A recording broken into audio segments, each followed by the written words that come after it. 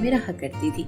वो जब भी अपने माता पिता के साथ बाजार जाती थी तो शॉप में उसे सुंदर सुंदर टेडी बियर देखने को मिलते और फिर उसके मन में भी इन टेडी बियर को खरीदने का ख्याल आता।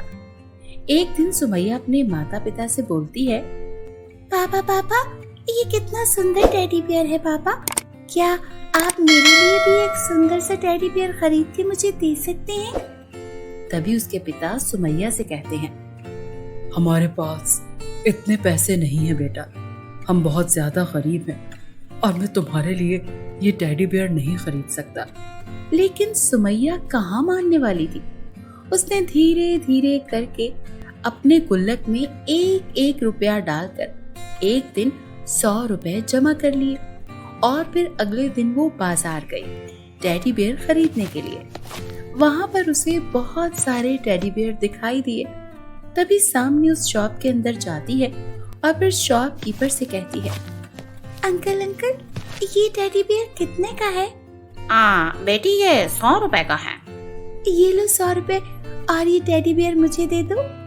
सुमैया पैसे देकर उस टेडी बियर को घर ले आती है। सुमैया दिन भर उस टेडी बियर के साथ खेलती रहती है और फिर रात को उसे अपने बिस्तर के पास रखकर सो जाती है। आधी रात को सुमैया को एक आवाज सुनाई देती है। वो आवाज किसी और की नहीं लेकिन उस टेडी बियर की आवाज थी। तभी वो टेडी बियर सुमैया से कहता है, उठो सुमैया, तुम्हें पता है मैं उस शॉप में बैठा बैठा बहुत ज्यादा परेशान हो गया था। तुमने बहुत अच्छा किया जो मुझे तुम यहाँ पर अपने साथ ले आई हो। मैं बहुत ज्यादा खुश हूँ। बताओ तुम्हें क्या चाहिए? तभी सुमैया उस टेडी बियर से कहती है, टेडी बियर, हमारा घर बहुत ज्यादा टूटा फूटा और पुराना सा हो गया है। क्या तुम हमारे इस पुराने से घर को नए घर जैसा बना सकते हो? एक आलीशान मकान जैसा। क्यों नहीं सुमैया, जरूर। जाओ अब तुम सो जाओ। जब सुबह को सुमैया उठती है तो खुद को एक आलीशान मकान के अंदर पाती है। ये सब उस जादुई टेडी बियर का कमाल था। तभी सुमैया उस टेडी बियर को उठाकर अपने माता पिता के पास ले जाती है। सुमैया के माता पिता इतने बड़े घर को देखकर काफी ज्यादा हैरान थे, लेकिन वो मन ही मन में बहुत ज्यादा खुश भी थे। तभी सुमैया उन्हें बताती है कि ये सब उस जादुई टेडी बियर का कमाल है। फिर सुमैया अपने माता पिता को उस जादुई टेडी बियर के बारे में सारी बातें बताती है, जिसे सुनकर उसके माता पिता बहुत ज्यादा खुश होते हैं। सुमैया अब जब भी स्कूल जाती तो उस टेडी बियर को अपने साथ लेकर जाती। उसके इस टेडी बियर को देखकर सभी दोस्त उससे पूछते हैं, अरे सुमैया, ये टेडी बियर लेकर तुम स्कूल क्यों आई हो? ये टेडी बियर मुझे बहुत ज्यादा पसंद है दोस्तों, इसीलिए मैं इसे हमेशा अपने साथ रखती हूँ। स्कूल में जब भी टीचर सुमैया को पढ़ाती तो टेडी बियर अपने जादू से सुमैया को चॉकलेट बनाकर खिलाता था और जब भी कोई टीचर स्कूल में कोई टेस्ट लेता तो वो टेडी बियर उसकी मदद भी करता था।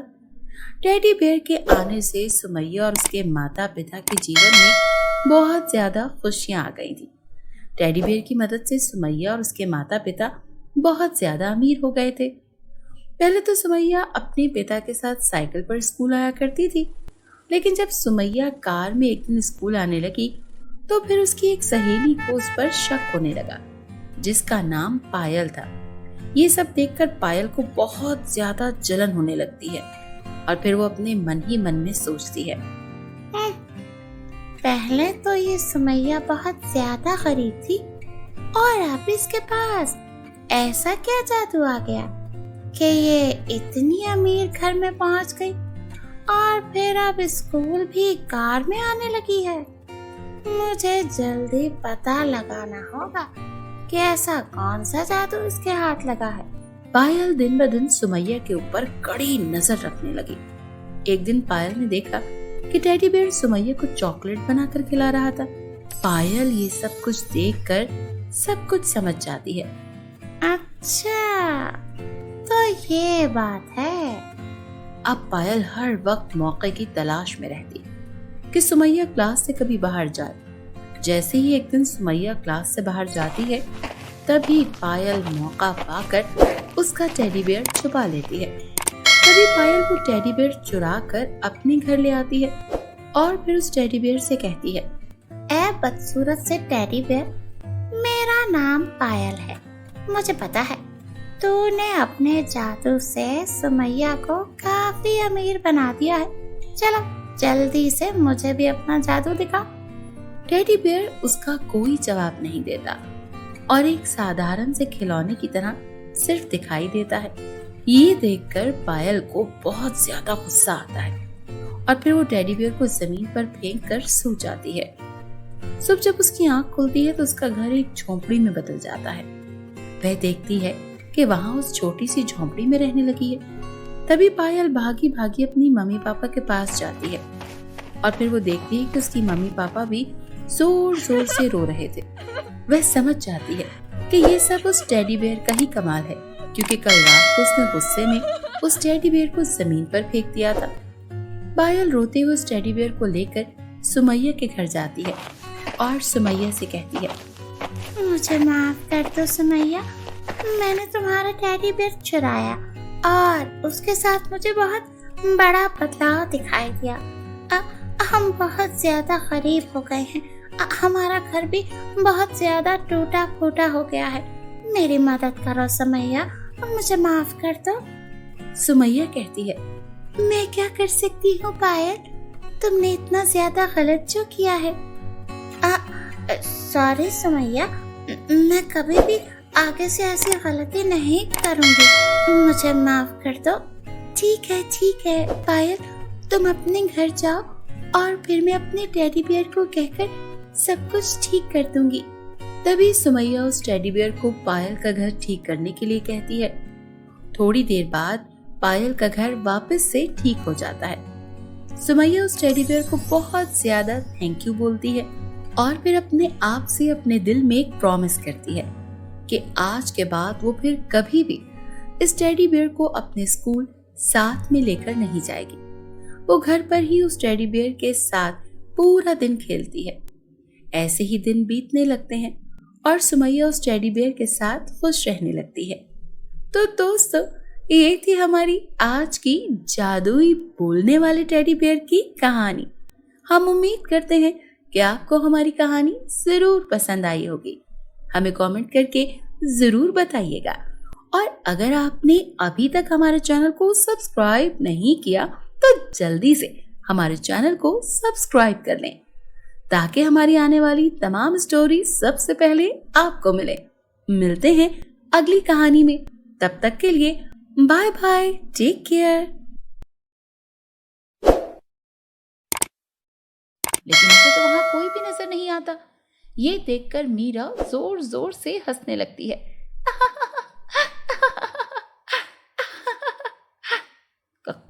कौन है? कौन है?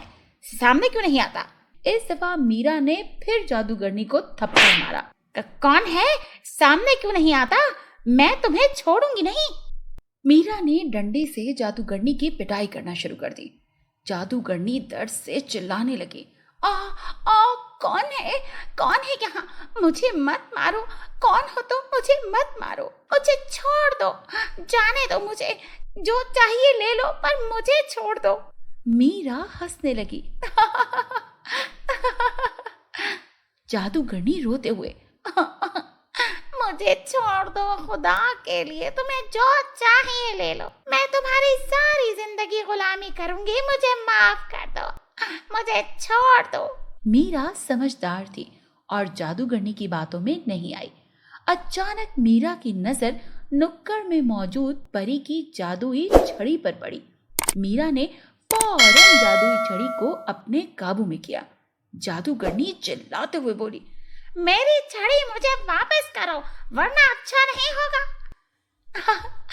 मैं तुमसे नहीं डरती, तुम मीरा कुछ भी बिगाड़ नहीं सकती। ये कहते ही मीरा ने जादुई छड़ी से जादूगरनी की तरफ रुख किया और जादूगरनी जलने लगी और देखते ही देखते जादूगरनी जलकर भस्म हो गई।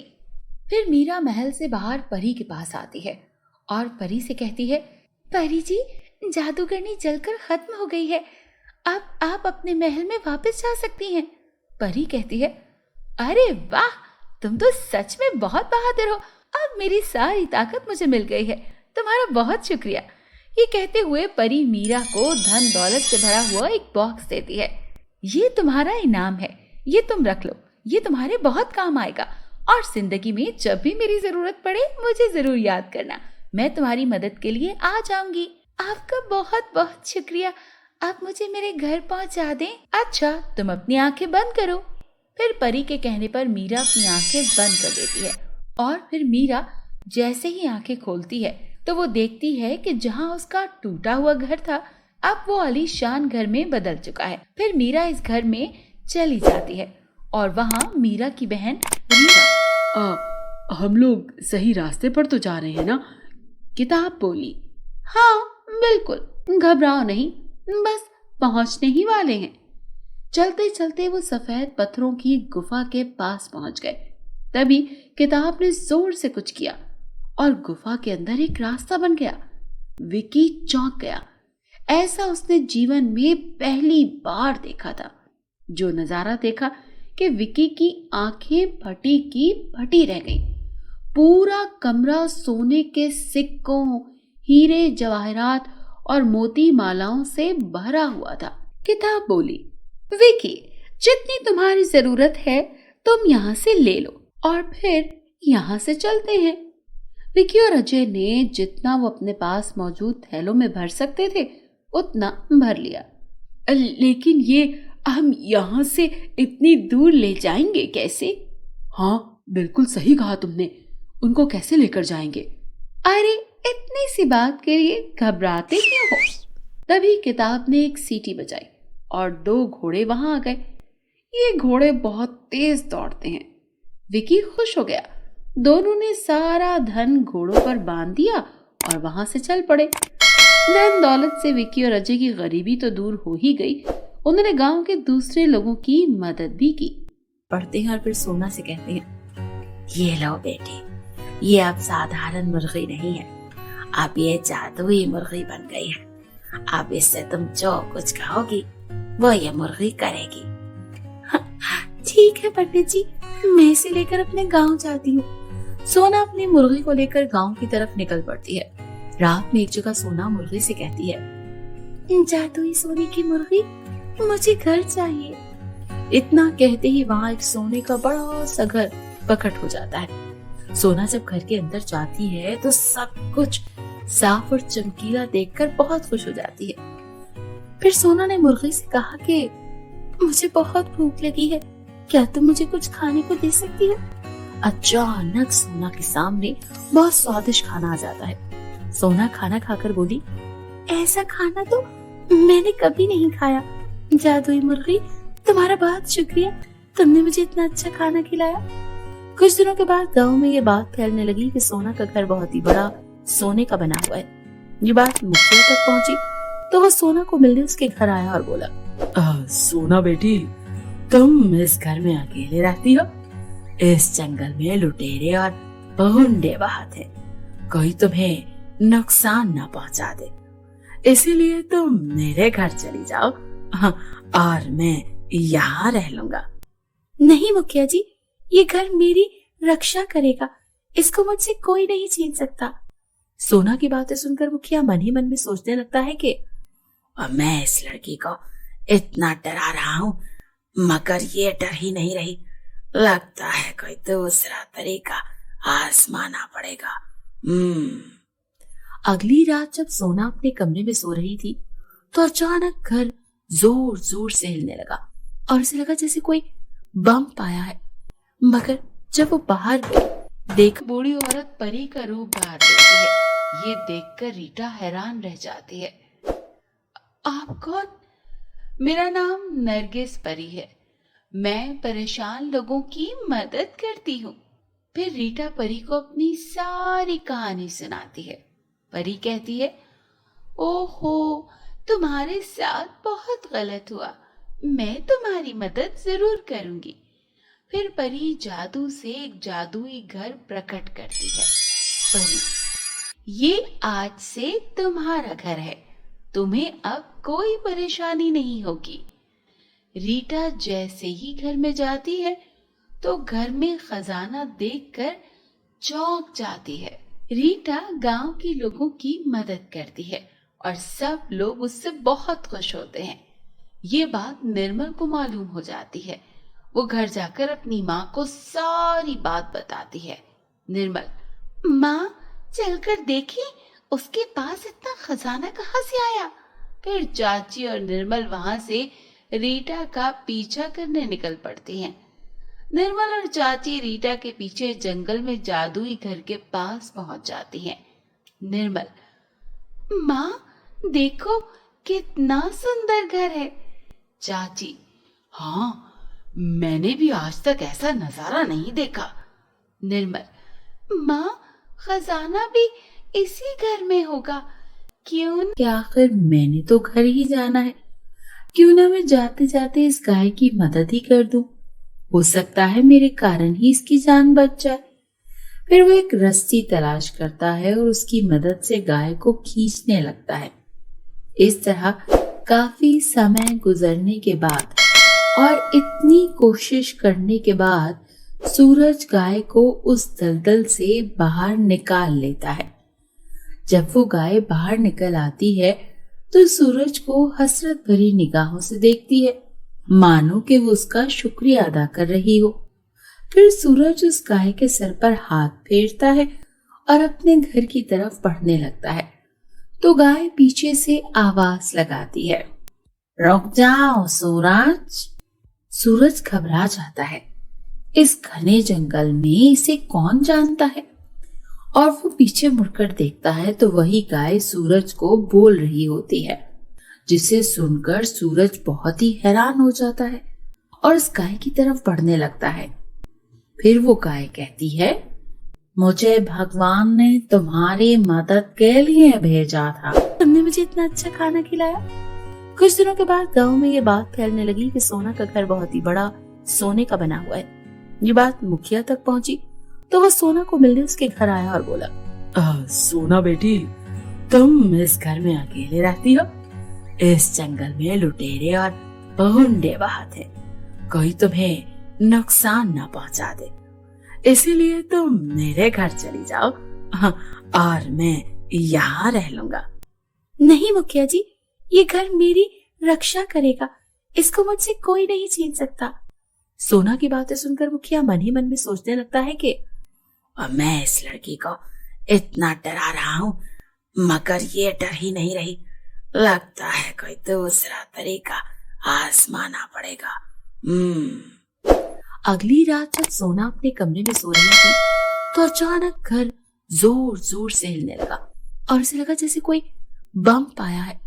मगर जब वो बाहर गई देखा